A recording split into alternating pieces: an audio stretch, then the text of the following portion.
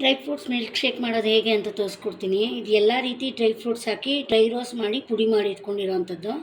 1 glass ಹಾಲು ಮತ್ತು ice cubes.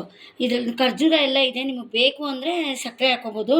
ನಾನು ಬೇಡ ಹಾಕ್ತಾಯಿಲ್ಲ. ಒಂದು ಸ್ವಲ್ಪ ಹಾಲು ಹಾಕ್ಕೊಂಡು ಫಸ್ಟು ಪೇಸ್ಟ್ ಥರ ಮಾಡ್ಕೊಳ್ತೀನಿ.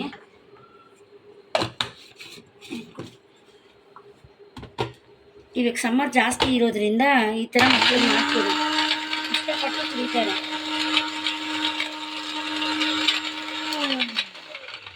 ಮತ್ತು ಹಾಲು ಹಾಕ್ಕೊಳ್ತೀನಿ.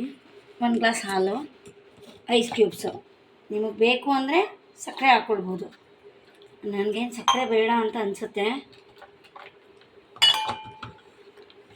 ಐಸ್ ಕ್ಯೂಬ್ ಹಾಕಿದ್ದೀನಿ ನೋಡಿ. ಇನ್ನೊಂದು ಸಲ ಸುಮ್ಮನೆ ಬ್ಲೆಂಡ್ ಮಾಡಿದ್ರೆ ಆಯಿತು.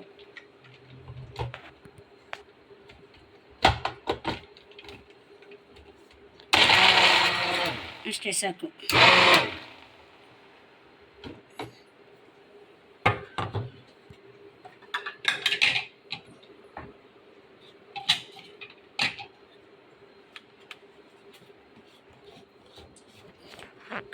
ಯಾರ್ಯಾರು ಡ್ರೈ ಫ್ರೂಟ್ಸ್ ತಿನ್ನಲ್ಲ ಅಂತಾರೋ ಅಂಥ ಮಕ್ಕಳಿಗೆಲ್ಲ ಈ ಥರ ಮಾಡ್ಕೊಳ್ಳಿ.